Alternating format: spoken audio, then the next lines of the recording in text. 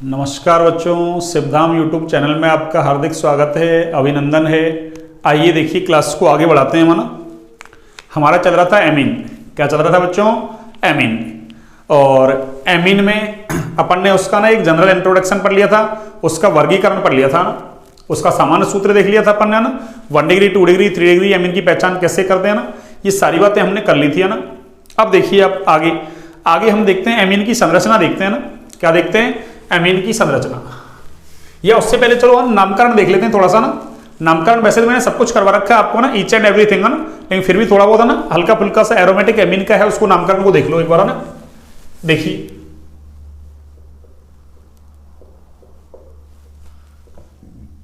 नामकरण, देखिए जैसे आपको यूं दे दे है ना, मैं ऊपर लिखूंगा साधारण नाम, नीचे लिखूंगा आईयूपीएसी नाम है ना। देखिए जैसे आपको ऐसा दे दे,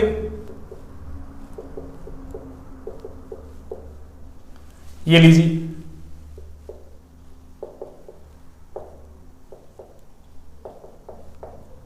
आपको ऐसा एग्जांपल दे दिया ना।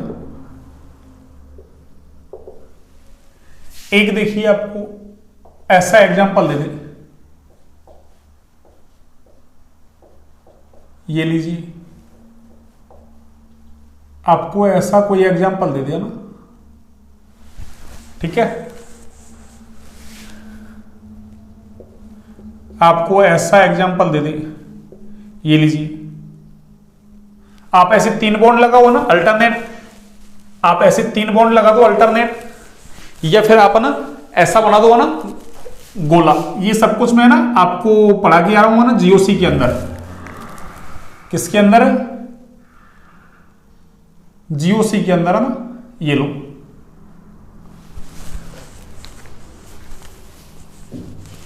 ये NH2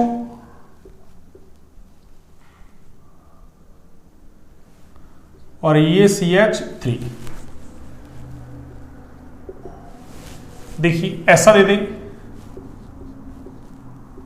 ये NH2 और आपको ऐसा दे दिया ना Br। ये लीजिए, एक ये ले लेते हैं,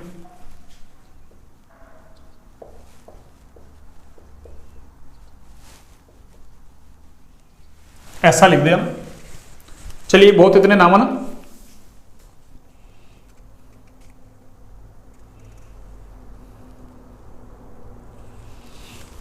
एक देखो, एक ये नाम और ले लो ना। चलो ये लीजिए, ऐसा दे दिया ना N, और आपको ये CH3 और ये CH3, या N के साथ में CH3 का होल ट्वाइस कर दिया ना।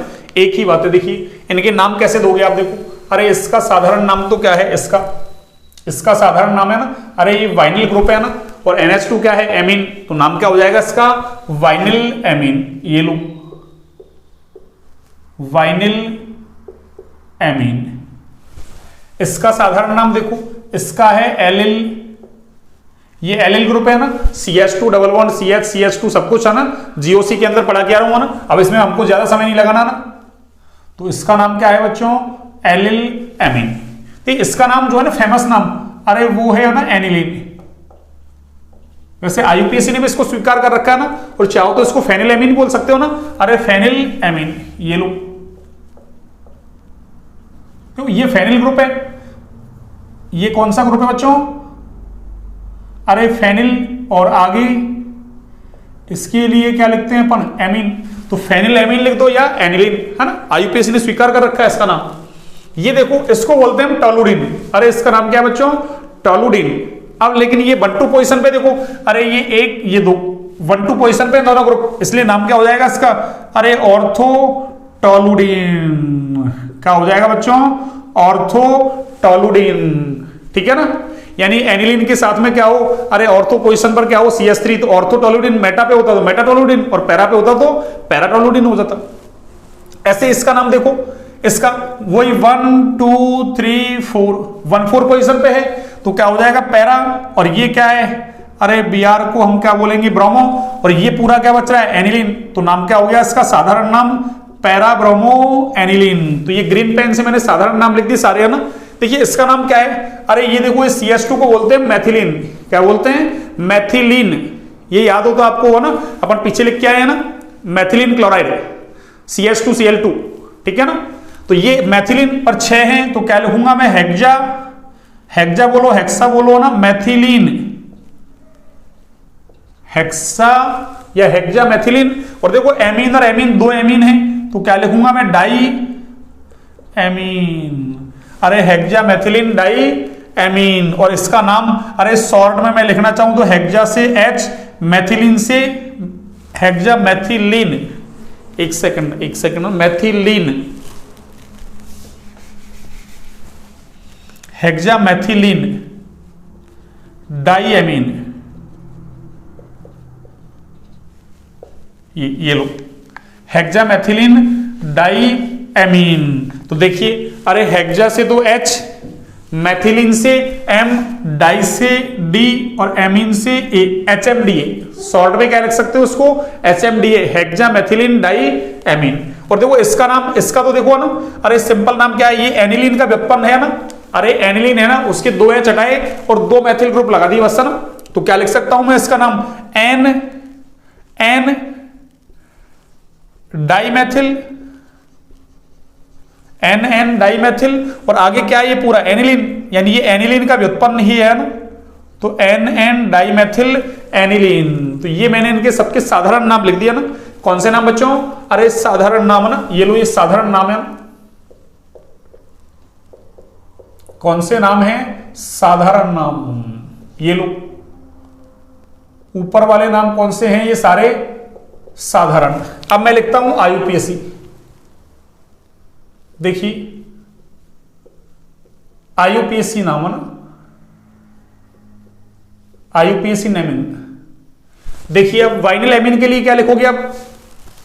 1 2, है ना। तो क्या हो जाएगा?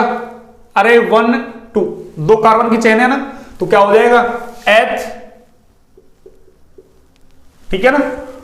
और देखो, अरे ये 1 और ये 2, क्यों? क्रियात्मक समूह NH2 है ना, पहले क्रियात्मक समूह को प्रायोरिटी देंगे ना, तो क्या हो जाएगा? H। और देखो 1 नंबर पे क्या है? अरे इन, तो क्या लिखूंगा? H 1 इन। और देखो 1 पे एमीन है, तो इन में मैं क्या जोड़ दूं? अरे इन, ENEE। और उसके बाद क्या रहा? एमीन का A। अरे स्वर के बाद स्वर आता है तो पहले वाला स्वर हट जाता है ना, तो क्या लिख सकता हूं मैं इसको? H1, अरे एनेमीन। इन में एमीन जोड़ेंगे तो एनामीन या एनेमीन एक ही बात है ना, तो H1 एनामीन, ठीक है ना। इसका नाम क्या होगा? देखो इसका 1 2 3, तो क्या लिखूंगा? प्रॉप। आपकी बार कितना है? 2 नंबर पे है डबल बॉन्ड, तो 2 इन और उसमें क्या जोड़ूंगा?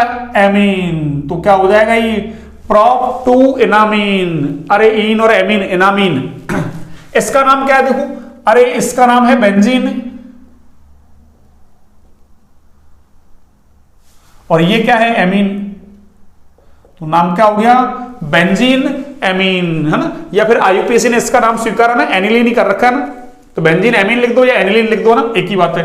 इसका देखो वो 1 नंबर 2 नंबर, क्यों? ये क्रियात्मक समूह है ना, तो क्या लिखेंगे? 2 मैथिल। अरे 2 मैथिल प्रतिस्थापी का नाम लिख दिया। और फिर ये क्या बचा? बेंजीन एमीन, उसके जैसा ही तो है, तो आगे क्या लिख दो? बेंजीन और आगे एमीन। ये लो, ये मैंने सबके IUPAC नाम लिख दिया ना। यहां क्या होगा? वही अब की बार मैथिल की जगह कौन आ गया? ब्रोमो आ गया, तो क्या लिखूंगा? 4 ब्रोमो। IUPAC में नंबरिंग देते हैं, साधारण नाम पद्धति में ऑर्थो मेटा पैरा नाम था ना, ऐसे नंबर देते हैं, ऑर्थो मेटा पैरा। तो 4 ब्रोमो और आगे क्या होगा? वही बेंजीन और आगे एमीन। ये लो, सिंपल सिंपल नाम है ना। इसका नाम तो 6 कार्बन है, 6 कार्बन की एक चेन बन जाएगी ना, तो एक तो 1 पे आएगा, एक 6 पे आएगा ना, तो क्या लिखूंगा मैं? 6 कार्बन है इसलिए हेक्स, और सारे बॉन्ड सिंगल होंगे यहां ना, तो एन। और आगे क्या लिखूंगा? अरे 1,6 डाई एमीन, तो हेक्जेन 1,6 डाई एमीन। समझ में आ गया ना? अरे CS2 CS2 CS2 ऐसे करके, एक लास्ट में एक फर्स्ट में, एक पे है एक 6 पे है ना, तो हेक्जेन 1,6 डाई एमीन। और इसका नाम क्या है? देखो, अरे इसका नाम तो वही N पे ही तो जुड़ा हुआ है ये मैथिल, तो NN di methyl, NN di methyl, और आगे क्या लिखूंगा मैं, अरे benzene amine, N N di methyl benzene amine, N N di methyl benzene amine. ठीक है ना, आप बेंजीन एमीन लिख लो या आप है ना इसको एनिलीन लिख दो, एक ही बात है ना। ठीक है ना, तो ये मैंने क्या कर दिया, आपको सारे है ना नाम बता दिया आपको, आईयूपीएससी साधारण है ना। मैंने कितने एग्जांपल दे दिया आपको, 1 2 3 4 5 6 7 एग्जांपल दे दिया ना, ये हटके थे। बाकी तो मैंने एलिफेटिक एमीन वगैरह किया ना, आपको नामकरण जीओसी के अंदर पढ़ा रखे हैं ना, कंप्लीट 24 लेक्चर पढ़ा दिए थे आपको ना, वो इसीलिए पढ़ाए थे ना 24 लेक्चर है ना। ठीक है, चलिए एक बार आप इसको नोट डाउन कीजिए, एक बार आप इसको नोट डाउन कीजिए बच्चों ना, एक बार आप इसको नोट डाउन कीजिए। उसके बाद हम एमीन की संरचना को देखते हैं, फिर इसमें समाव्यवस्था देखेंगे ना।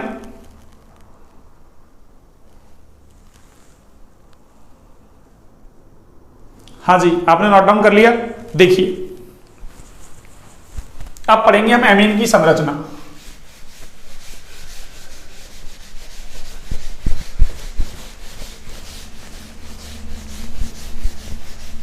अब क्या पढ़ेंगे बच्चों, एमीन की संरचना देखो कैसी होती है।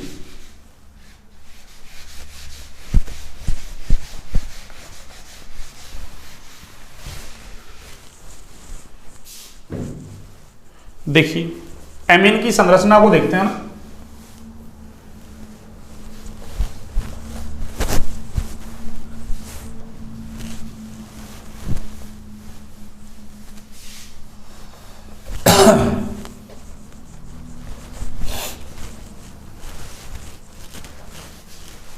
हाँ जी बच्चों, देखिए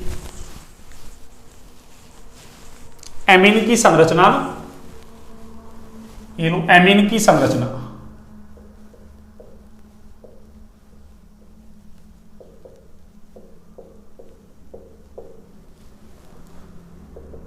हाँ, संरचना बोल दो या ज्यामिति बोल दो है ना। हाँ, तो देखो एमीन की जो संरचना है ना वो कैसी है देखो ना। तो इसके लिए अपन एक एग्जांपल ले लेते हैं ना, ट्राइमेथिल एमीन का एग्जांपल ले लेते हैं ना। पहले मैं समझा दूं एक बार ना आपको, फिर लेते हैं ना। तो कोई सा भी एमीन ले लो आप ना, अपन एलिफेटिक ले रहे हैं या एरोमेटिक, कोई सा भी एमीन ले लो ना। मैंने ये एमीन ले लिया, देखो यहाँ, अरे ये दो हाइड्रोजन कैसे जुड़े हुए हैं, अरे ये दो ऐसे जुड़े हुए हैं, देखो RNH और ये H, ये लो ऐसे जुड़े हुए हैं। अब देखो अपन संकरण कैसे निकालते हैं, अरे संकरण कैसे निकालते हैं, सिग्मा बॉन्ड की संख्या। तो देखो सिग्मा बॉन्ड, अरे सिंगल बॉन्ड कैसा कहलाता है, सिग्मा, 3 सिग्मा है यहाँ, और एक देखो यहाँ ये लॉन पेयर है ना। और लॉन पेयर कैसा हो, अरे लोकलाइज्ड हो, ऐसा लॉन पेयर जो अनुनाद में भाग नहीं ले, वो लोकलाइज्ड लॉन पेयर कहलाता है ना। तो सिग्मा बॉन्ड की संख्या प्लस लोकलाइज्ड लॉन पेयर है ना, दोनों को आप ऐड कर दो तो लोकलाइज्ड लॉन पेयर कितना है, 1। तो 3 और 1 कितना हो गया, अरे 4, और n का मान 4, तो संकरण कौन सा होगा, sp3। तो क्या कहेंगे अपन, अरे एमीन में नाइट्रोजन पर संकरण कौन सा है भाई, sp3।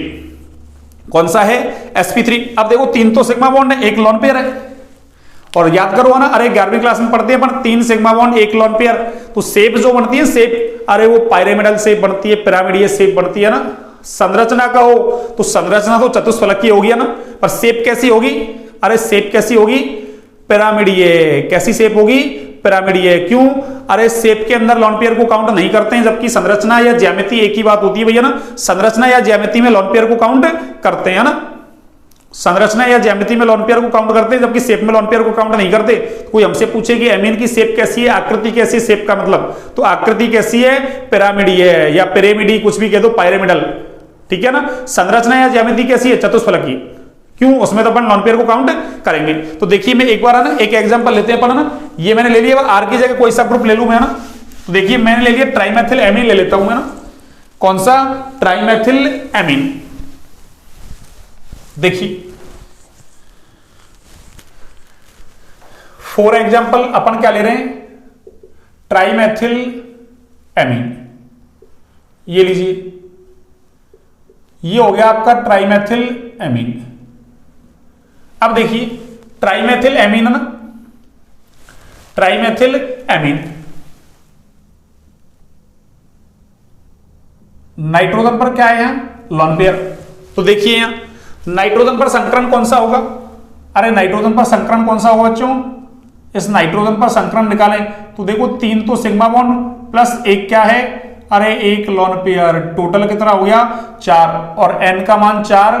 अरे तो संकरण कौन सा होगा बच्चों? अरे संकरण होगा sp3। संकरण कौन सा होगा? sp3। और आपसे अगर ऐसे पूछ ले कि अरे संरचना क्या होगी या मैं कह दूं ज्यामिति क्या होगी, अरे ये नीट जेईई में सवाल पूछा जाता है, बच्चे कंफ्यूज हो जाते हैं ना। तो संरचना या ज्यामिति, अरे n का मान 4 तो संकरण sp3 और 4 के चारों सिग्मा बॉन्ड होते तो फिर है ना ज्यामिति कौन सी बनाते हैं अपन? चतुष्फलकीय। तो संरचना या ज्यामिति तो कैसी है इसकी? अरे चतुष्फलकीय। पर हमसे तो क्या पूछेगा वो? अरे शेप पूछेगा ना, आकृति। अरे क्या पूछेगा बच्चों? आकृति। आकृति का मतलब अरे शेप, शेप। आकृति का मतलब क्या है? शेप, है ना। तो इसको याद रखिए ना, आपको याद क्या रखनी है? अरे ये शेप याद रखनी है ना, ये इंपॉर्टेंट है ना, शेप। तो शेप कैसी है ना? अरे शेप कैसी है बच्चों? अरे शेप तो पिरामिडीय है। कैसी है? पिरामिडीय, यानी पायरेमिडल। ये लो पायरेमिडल, ठीक है ना। शेप कैसी है? पायरेमिडल। और देखो इसकी संरचना बनाना चाहूं मैं ना एमीन की, तो देखो 3 सिग्मा बॉन्ड है, एक लोन पेयर, टोटल कितने हैं? 4। यानी नाइट्रोजन के पास 4 sp3 संकरित कक्षक है भैया ना। अरे संकरण sp3 है ना, sp3 का मतलब 1 s और 3 p कक्षक मिलेंगे तो जितने परमाणु कक्षक मिलते हैं उतने संकरित कक्षक बनते हैं ना। 1 s 3 p मिलेंगे तो 4 क्या बनेंगे? sp3 संकरित कक्षक। और वो चतुष्फलकीय ज्यामिति में व्यवस्थित होते हैं ना। ऐसे देखो, ये तो नाइट्रोजन, और नाइट्रोजन के पास एक sp3, ये दूसरा, ये तीसरा, और ये क्या है? चौथा। ये क्या है? sp3 संकरित कक्षक। ये लो मैं लिख देता हूं sp3, है ना। ये भी कौन सा है? अरे ये भी sp3 संकरित कक्षक है ना। ये sp3 और ये भी कौन सा है? sp3। एमीन की संरचना पूछी जा चुकी है ना। अरे ये एमीन की संरचना पूछी जा चुकी है बच्चों, ध्यान रखें, इसको पूछा जा चुका है। ये लो, अब देखो क्या होगा। नाइट्रोजन के पास क्या है? एक लॉन पेयर है। अरे एक एलपी, एलपी का मतलब लॉन पेयर, एलपी का मतलब लॉन पेयर। तो देखो एक लॉन पेयर कहां है? अरे एक संकरित कक्षक के अंदर तो क्या होता है? Lone pair. अरे एक संकरित कक्षक के अंदर तो क्या है बच्चों? Lone pair. किसमें? एमीन में। और कब कितने? अरे 3 sp3 संकरित कक्षक बच गए ना। अब मैंने ट्राइमेथिल एमीन ले लिया, तो नाइट्रोजन के 3 sp3 संकरित कक्षक क्या करेंगे? अरे CH3, CH3 में कार्बन पर संकरण कौन सा है? अरे sp3। तो इसका मतलब कार्बन का sp3 संकरित कक्षक किसके? अरे नाइट्रोजन के sp3 संकरित कक्षक के साथ क्या करेगा? अतिव्यापन। और कौन से बॉन्ड बना लेगा? अरे इसको मैं ओपन करके लिखूं ना, ओपन, तो ऐसे है देखो ये। अरे बच्चों ऐसे है, ऐसे ऐसे ऐसे, ये ऐसे है, यानी कार्बन नाइट्रोजन के बीच बॉन्ड बन रहा है। तो कैसे बना? ये नाइट्रोजन के sp3 संकरित कक्षक और ये CH3 के sp3 संकरित कक्षक के मध्य अतिव्यापन से। और अगर मान लो ये हाइड्रोजन होता, क्या होता? हाइड्रोजन होते दो, और एक मान लो कोई CH3 होता तो 2 हाइड्रोजन, वो क्या करते? अरे इसके है ना नाइट्रोजन के sp3 संकरित कक्षकों के साथ अतिव्यापन कर लेते और क्या बनाते? नाइट्रोजन हाइड्रोजन सिग्मा बॉन्ड बनाते और एक कार्बन के साथ कर लेता, ठीक है ना। तो अगर मैं CH3 लूं सारे तो क्या होगा? अरे नाइट्रोजन का sp3 संकरित कक्षक और ये CH3 का जो कक्षक है उसके बीच में क्या होगा? अतिव्यापन। ये क्या होगा? अरे अतिव्यापन। और ये क्या होगा बच्चों? अरे ये अतिव्यापन होगा। तो ये क्या बन गई? अरे ये एक ट्राइमेथिल एमीन बना दी मैंने ना। क्या बना दी? ये ट्राइमेथिल एमीन की संरचना, है ना, यानी ट्राइमेथिल अरे एमीन। इसकी क्या है ये? अरे शेप। इसकी क्या है ये? शेप। क्या है ये? शेप। अरे ये शेप है ना, शेप, शेप, आकृति, ठीक है ना। यहां आकृति होगी। देखो इसके लिए बंद कोण का जो मान है, बंद कोण है ना, अरे बंद कोण का मान है ना, यानी एमीन में बंद कोण का मान 109 डिग्री 28 मिनट से कैसा होता है? कम, या कह दो 109.5 डिग्री से कम होता है। उसका कारण क्या है? अरे उसका कारण क्या है कि ये लॉन पेयर आ गया, इस वजह से क्या होगा? अरे लॉन पेयर और बॉन्ड पेयर के बीच में क्या होगा? अरे प्रतिकर्षण होगा बच्चों ना। इस वजह से बंद कोण का मान 109 डिग्री, है ना, 28 मिनट से घट जाता है ना। और ट्राइमेथिल एमीन में कितने का होता है? ये 108 डिग्री का होता है ना। अरे ट्राइमेथिल एमीन में ये एंगल कितने का होता है बच्चों? अरे ये एंगल जो है ना, ये एंगल, ये अरे ये वाला एंगल है ना, ये कितने का है, अरे ये 108 डिग्री का है, फिक्स है ना ट्राइमेथिल एमीन में। तो मैं क्या लिखने वाला हूं, अरे देखिए आप ना, मैं ये लिखने वाला हूं क्या, आपसे क्वेश्चन पूछ लेगा ना कि एमीन में, ये लीजिए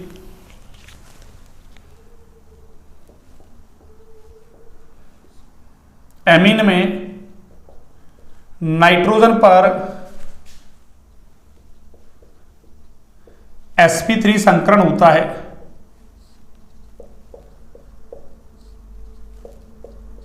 किंतु नाइट्रोजन पर लॉन पेयर, एलपी का मतलब लॉन पेयर की उपस्थिति के कारण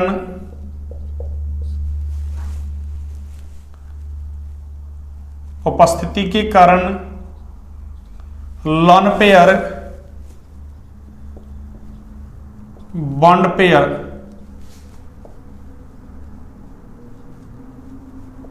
के मध्य प्रतिकर्षण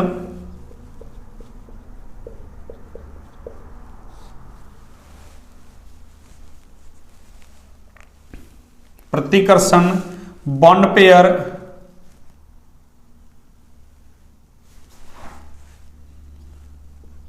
लॉन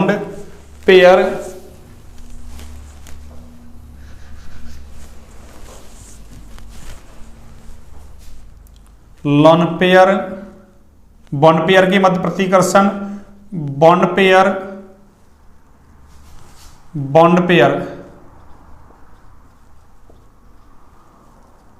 प्रतिकर्षण की तुलना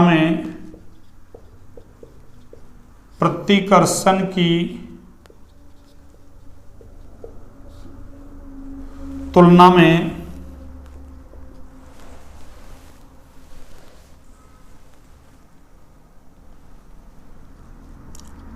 अधिक प्रभावी होता है,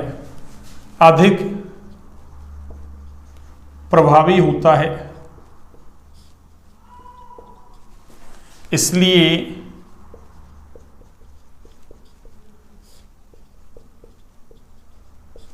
बंध कोण का मान 109.5 डिग्री से घट जाता है। ठीक है ना, 109.5 डिग्री से क्या हो जाता है, घट जाता है ना। किंतु ट्राइमेथिल एमीन में ना, किसमें, ट्राइमेथिल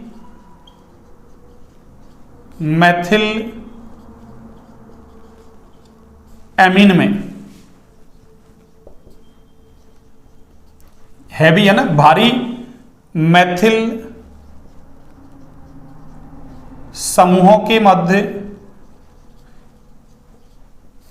109 डिग्री 28 मिनट से घट तो जाएगा, औरों में तो घट जाएगा ना, लेकिन ट्राइमेथिल एमीन में क्या हो रहा है, अरे ये जो है ना मैथिल ग्रुप है, ये कैसे भारी है ना, तो इनके बीच में प्रतिकर्षण क्या होता है, अरे ज्यादा होता है बच्चों, अरे इनके बीच में प्रतिकर्षण क्या होता है, ज्यादा। 1 मिनट इसको मैं हटाऊंगा ना, है ना, तो ये प्रतिकर्षण चल रहा है ना, ये क्या चल रहा है, अरे ये प्रतिकर्षण हो रहा है, अरे ये क्या हो रहा है बच्चों, अरे प्रतिकर्षण, और ये भी क्या है, प्रतिकर्षण।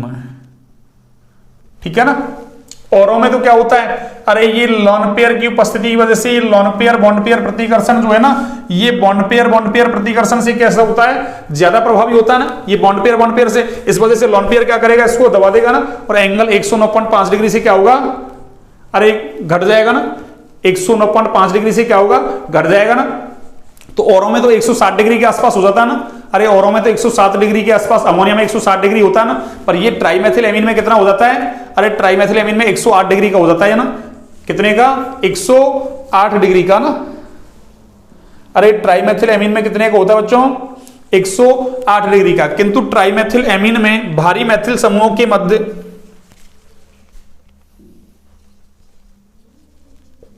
प्रतिकर्षण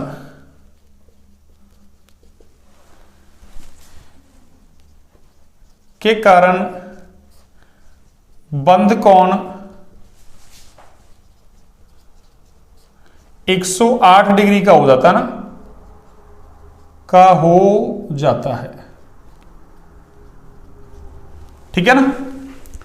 तो आपसे ऐसा पूछ ले सवाल है ना कि भाई एमीन में है ना, अरे किसमें, एमीन में बंध कोण का मान 109.5 डिग्री से घट जाता है, क्यों? तो उसका कारण मैंने ऊपर दे दिया ना। लेकिन ट्राइमेथिल एमीन में ये बंध कोण कितने का है, अरे 108 डिग्री का ना। अब कितना, अरे 109.5 डिग्री से घट जाता है। अमोनिया में 107 डिग्री का रह जाता है ना, 107 का। तो 107 डिग्री के आसपास होना चाहिए, पर इसमें कितना 108 हो गया। उसका कारण क्या है, इनके बीच क्या हो रहा है, प्रतिकर्षण हो रहा है ना। अरे इनके बीच क्या हो रहा है, प्रतिकर्षण। तो ये ऊपर वाला प्रतिकर्षण है, इसकी तुलना में ये प्रतिकर्षण थोड़ा ज्यादा है, इसलिए बंध कोण कितने का हो जाता है, 108 डिग्री का। अरे कितने का हो जाता है बच्चों, 108 डिग्री का हो जाता है ना। ठीक है, तो इस बात को आपको ध्यान रखना है ना। तो ये बात होगी आपके एमीन की संरचना की है ना। संरचना ज्यामिति एक ही बात है, चतुष्फलकीय है, लेकिन शेप कैसी है, पिरामिडीय। तो आपसे ऐसे पूछेगा कि है ना एमीन में नाइट्रोजन की शेप कैसी है, तो पिरामिडीय। ठीक है ना। या कई बार मान लो संरचना लिख दे वो ना, या ज्यामिति लिख दे और पिरामिडीय दे ही नहीं, तो चतुष्फलकीय दे दे, फिर आपको चतुष्फलकीय करना फिर है ना। ठीक है ना। पर हाँ पिरामिडीय भी है और शेप पूछ रहा है, तो फिर पिरामिडीय करनी है आपको ना। ठीक है, कंफ्यूजन नहीं होना चाहिए। शेप दे और पिरामिडीय भी ऑप्शन में है, तो आपको पिरामिडीय करनी है ना। संरचना या ज्यामिति दे और ऑप्शन में मान लो पिरामिडीय भी है, तो संरचना या ज्यामिति तो कैसी है, चतुष्फलकीय है ना। पर मान लो उसने लिख दिया कि इसकी शेप कैसी है, और मान लो उसने पिरामिडीय ऑप्शन में नहीं दिया और क्या दे दिया, चतुष्फलकीय, तो उसने आपको कंफ्यूज करने के लिए कह दिया ना कि भाई आकृति कैसी होनी चाहिए, पिरामिडीय बच्चा ढूंढता रहे, पर उसमें क्या दे दिया, चतुष्फलकीय। फिर आपको चतुष्फलकीय टिक करके आना है ना, क्यों आजकल तो ऑब्जेक्टिव वाले 10 क्वेश्चंस आते हैं ना। हाँ, तो उसका ध्यान रखें आप ना। तो एक बार आप इसको नोट डाउन कीजिए ना, एक बार आप इसको नोट डाउन कीजिए। कर लिया होगा आपने नोट डाउन बच्चों में ना। देखिए आगे की बात करते हैं ना, एमिनो में समावयवता की बात करते हैं ना, फिर अपन बनाने की विधियों की तरफ बढ़ेंगे आगे ना। किसकी तरफ, बनाने की विधियों की तरफ है ना।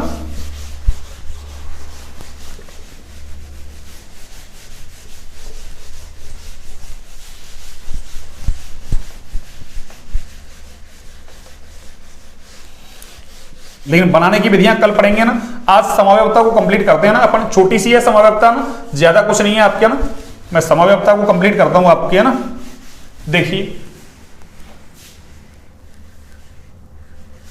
एक क्वेश्चंस दे रखा है ना, इस वजह से एनसीईआरटी में एक क्वेश्चंस दे रखा है ना, इस वजह से हम समावयवता को पढ़ रहे हैं ना। नहीं बाकी हमारे 12th क्लास में समावयवता के बारे में ज्यादा जिक्र है नहीं है ना, थोड़ा थोड़ा सा दे रखा है ना। प्रकाशिक समावयवता वगैरह वो मैंने आपको ना, अरे हेलो एल्केन हेलो एरिन में पढ़ा दी थी आपको ना।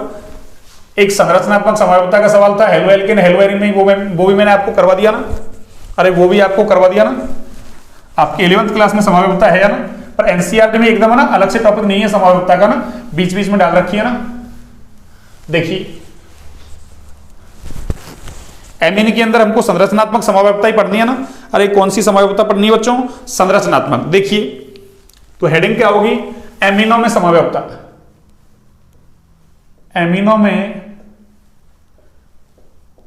समावयवता। देखिए एमिनो में ना 4 प्रकार की समावयवताएं मिलेंगी आपको ना। कितनी, 4।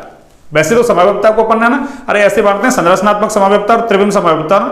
त्रिविम के 2 प्रकार हैं, ज्यामिति प्रकाशिक, और इसके है ना संरचनात्मक के कितने प्रकार हैं, वैसे 6 प्रकार होते हैं ना। मैंने ये प्रकाशिक समावयवता पढ़ाई थी ना, उस समय भी है ना समावयवता की बात की थी ना, वहां आपको समझाया था ना। तो एक संरचनात्मक समावयवता में एक श्रृंखला समावयवता आती है, एक स्थिति समावयवता, एक क्रियात्मक समूह समावयवता, एक होती है मध्यवयवता, एक चलावयवता ना, और एक वलय श्रृंखला समावयवता भी होती है ना। अपन को 4 ही पढ़नी है ना। चलावयवता को तो अपन ने काम लिया था, एक याद हो तो आपको ना, एल्काइन का जलयोजन, जिससे अपन ने एल्डिहाइड कीटोन दोनों ही बनाए थे ना। वहां पुनर्विन्यास लिखा है ना, वो चलावयवता ही थी है ना। वो क्या थी, चलावयवता ही थी वो ना। तो देखो एमिनो में समावयवता ना, इसमें अपन बात करते हैं सबसे पहले श्रृंखला समावयवता की है ना। किसकी बात करते हैं, श्रृंखला समावयवता की है ना। देखिए सबसे पहली समावयवता कौन सी है अपनी, श्रृंखला समावयवता। और ये श्रृंखला समावयवता ये सारे किसके प्रकार हैं, अरे संरचनात्मक समावयवता के प्रकार हैं, ना। तो क्या कहेंगे, यह है पहला पॉइंट है ना, कार्बन श्रृंखला की कार्बन श्रृंखला की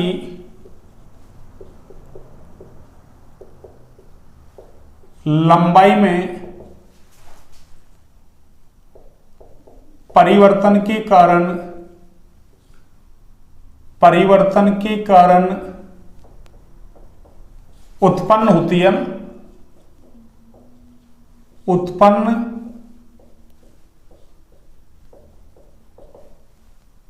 होती है। ठीक है ना, आपसे डेफिनेशन वगैरह कोई नहीं पूछेगा। देखो एक तो समाव्यवस्था की मस्ट कंडीशन क्या है, अरे अणुसूत्र समान होना चाहिए ना, दो या दो से अधिक यौगिक जिनके अणुसूत्र समान हो। अणुसूत्र समान नहीं है तो वो समावयवी नहीं हो सकते भैया ना। तो समाव्यवस्था की मस्ट कंडीशन क्या है, अणुसूत्र समान हो। तो दो या दो से अधिक यौगिक जिनके अणुसूत्र कैसे हो, समान, लेकिन उनके गुणधर्म जैसे भौतिक और रासायनिक भिन्न भिन्न हो ना, वो समावयवी कहलाते हैं। इनका ये गुण क्या कहलाता है, समावयवस्था। इसका मतलब समावयवी की मस्ट कंडीशन क्या है कि अणुसूत्र समान होना ही चाहिए ना। अगर अणुसूत्र समान नहीं है तो वो समावयवी नहीं होंगे, है ना। इस बात का ध्यान रखें आप, बिल्कुल, है ना। तो श्रृंखला समाव्यवस्था किसकी वजह से उत्पन्न होती है, कार्बन श्रृंखला की लंबाई में परिवर्तन की वजह से, है ना। दूसरा पॉइंट देखिए इसमें, यानी क्रियात्मक समूह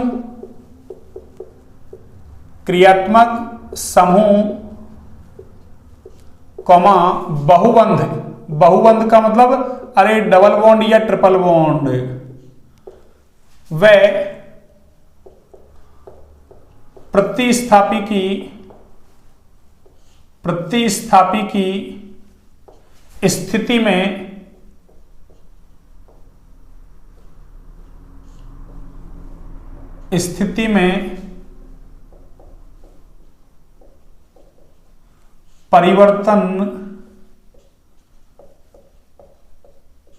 परिवर्तन नहीं होना चाहिए ना। क्रियात्मक समूह बहुबंध में प्रतिस्थापी की स्थिति में परिवर्तन नहीं होना चाहिए। अरे क्रियात्मक समूह बहुबंध और प्रतिस्थापी की स्थिति में परिवर्तन नहीं होना चाहिए ना, ध्यान रखें आप ना। अगर उनकी स्थिति में परिवर्तन हो गया, क्रियात्मक समूह बहुबंध या प्रतिस्थापी में, तो फिर क्या होगा अरे फिर तो क्या होगा, वो स्थिति समावयवी हो जाएंगे, श्रृंखला समावयवी नहीं होंगे, है ना। तो देखिए तीसरा पॉइंट है ना, 4 कार्बन या उससे ज्यादा कार्बन वाले, है ना, एलिफेटिक एमीन कौन सी समाव्यवस्था दिखाते हैं, श्रृंखला समाव्यवस्था। इसका मतलब आपसे पूछ ले कि एलिफेटिक एमीनों में श्रृंखला समाव्यवस्था दिखाने के लिए कम से कम कितने कार्बन होने चाहिए, 4। तो क्या कहेंगे कि 4 कार्बन, है ना, 4 कार्बन, या ऐसे लिखूं 4 या उससे अधिक, है ना,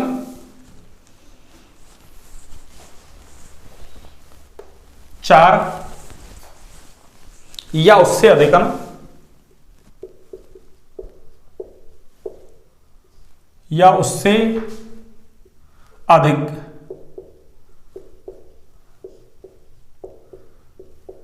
कार्बन वाले एलिफेटिक एमीन, एलिफेटिक की बात कर रहे हैं ना, एलिफेटिक एमीन श्रृंखला समाव्यवस्था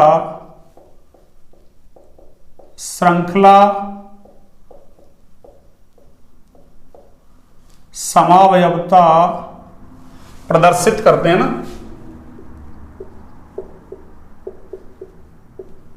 प्रदर्शित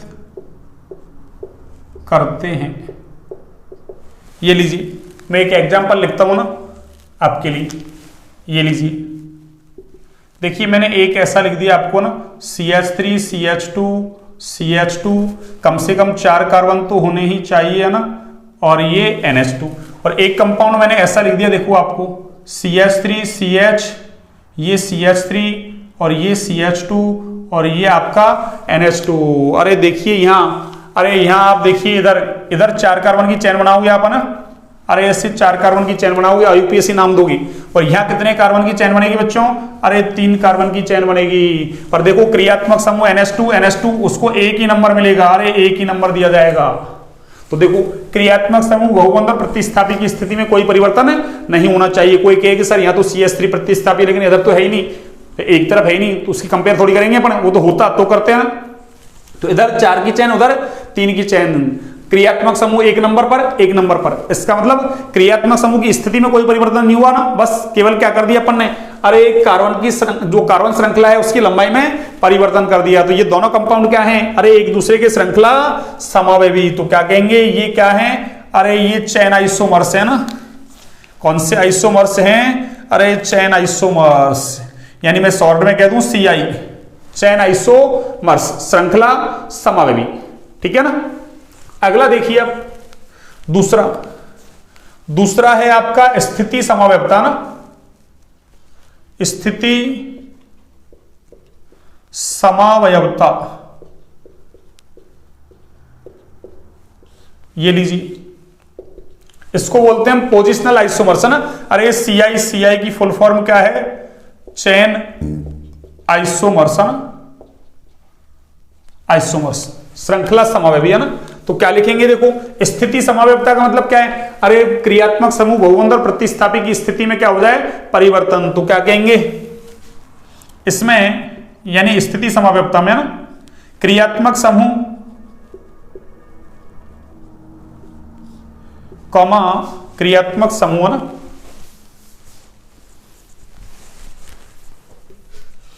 क्रियात्मक समूह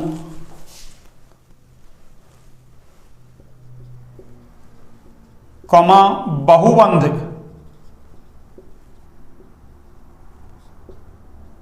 व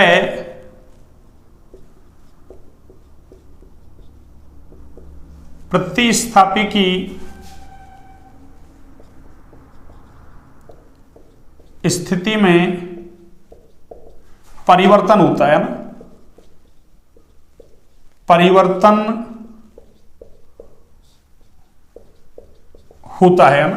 तो क्रियात्मक समूह बहुबंध और प्रतिस्थापी की स्थिति है ना, तीनों में से किसी की स्थिति में चेंज हो जाए ना, तो फिर वो कौन सा है, स्थिति समावेवी। और क्या लिख सकते हैं अपन, कार्बन श्रृंखला की लंबाई में कोई परिवर्तन नहीं होना चाहिए ना, अगर कार्बन श्रृंखला की लंबाई में परिवर्तन हो गया तब तो वो श्रृंखला समावेवी हो जाएगा भैया ना।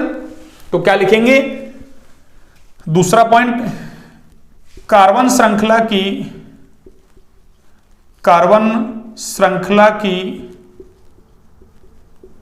लंबाई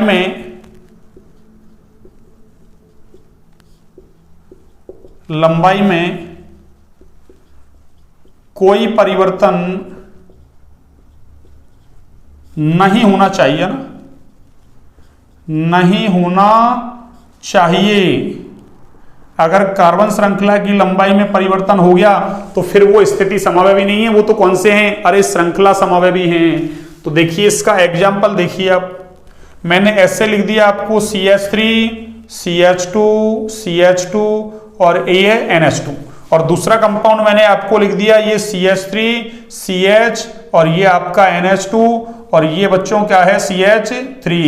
अरे देखिए चेन तो क्या है, अरे 3 कार्बन की चेन, और देखो 3 कार्बन की चेन, अरे चेन श्रृंखला की लंबाई में कोई परिवर्तन नहीं है ना, अरे श्रृंखला की लंबाई में बच्चों कोई परिवर्तन नहीं है। फिर देखिए तो किसमें परिवर्तन है, अरे देखिए इधर 1 नंबर क्रियात्मक समूह को, फिर ये 2, फिर क्या होगा 3, यहां देखो अरे इधर से 2 चाहे उधर से 2 एक ही बात है ना, अरे 1 2 कैसे भी दे लो 1 2 और 3।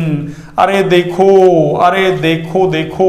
अरे ये 1 नंबर पे आ रहा है क्रियात्मक समूह, जबकि ये वाला कहां आ रहा है, अरे 2 नंबर पे। तो क्रियात्मक समूह की स्थिति चेंज होगी ना, एक में 1 नंबर पे, एक में 2 नंबर पे। तो कौन से समावेवी होंगे ये, अरे ये स्थिति समावेवी होंगे। कौन से, स्थिति, और इसको हम बोलते हैं पीआई का मतलब पोजीशन है ना, तो पोजिशनल आइसोमर्स है ना। अरे इसको क्या बोलते हैं हम, पोजिशनल आइसोमर्स, ये लो। अरे पोजीशन का मतलब स्थिति, तो थोड़ा बढ़िया लिखेंगे तो पोजिशनल लिखेंगे ना, आइसोमर्स क्या लिखेंगे बच्चों, पोजिशनल आइसोमर्स, स्थिति समावेवी, ठीक है ना, स्थिति समावेवी। किसी को दिक्कत है, 2 समावेवता मैंने कंप्लीट करवा दिया ना, कार्बन श्रृंखला की लंबाई में चेंज तो श्रृंखला समावेवी, इनका कौन है श्रृंखला समावेवता, और अगर उनकी स्थिति में चेंज हो जाए तो फिर कौन से हैं, स्थिति समावेवी। या कम से कम 4 या 4 से ज्यादा कार्बन वाले एलिफेटिक एमीन क्या दिखाएंगे, श्रृंखला समावेवता ना, 4 से कम वाले नहीं दिखाएंगे ना। हाँ 3 वाला देखो स्थिति दिखा रहा है, ठीक है ना। तो एक बार आप इसको नोट डाउन कीजिए, फिर मैं आगे की बात करता हूं ना, फिर मैं आगे की बात करता हूं बच्चों ना।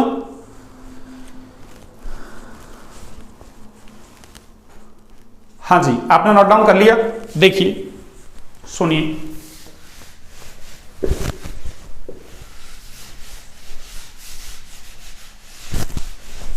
अब चलिएगा क्रियात्मक समूह अरे समाव्यवता। और याद करो मैंने कल ही लिखा था ना कि 1 डिग्री 2 डिग्री 3 डिग्री एमीन, अरे तीनों ही क्रियात्मक समूह अलग अलग हैं, तो ये क्या हैं, अरे क्रियात्मक समूह समावयवी हैं एक दूसरे के। कल लिखा था मैंने 1 डिग्री 2 डिग्री 3 डिग्री एल्कोहल एक दूसरे के क्रियात्मक समूह समावयवी नहीं है, वहां तो क्रियात्मक समूह एक जैसा है, जबकि यहाँ तीनों में ही क्रियात्मक समूह कैसा है, अलग अलग। एक में NH2 1 degree amine, NH 2 degree amine, N 3 degree amine, है ना। कल अपन ने क्वेश्चंस भी किया था ना, 7-8 मैंने एमीन्स लिखे थे ना। तो देखिए अगला क्या चलेगा अपना, क्रियात्मक समूह समावयवता, फंक्शनल ग्रुप आइसोमर्स। अरे फंक्शनल ग्रुप आइसोमर्स है ना, यानी क्रियात्मक समूह समावयवी, और इनका ये गुण क्या कहलाएगा बच्चों, अरे क्रियात्मक समूह समावयवता। तो अगली हेडिंग क्या है अपनी, तीसरा क्रियात्मक समूह समावयवता। कौन सी समावयवता, क्रियात्मक समूह समावयवता, फंक्शनल ग्रुप आइसोमर्स है ना, FGI कल भी लिखा था मैंने ना। तो क्या कहेंगे, यह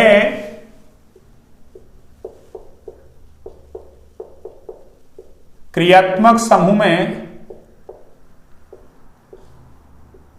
किसमें, क्रियात्मक समूह में परिवर्तन के कारण, क्रियात्मक समूह में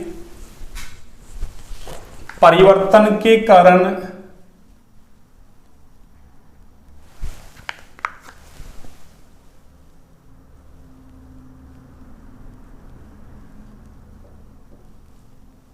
उत्पन्न होती है ना,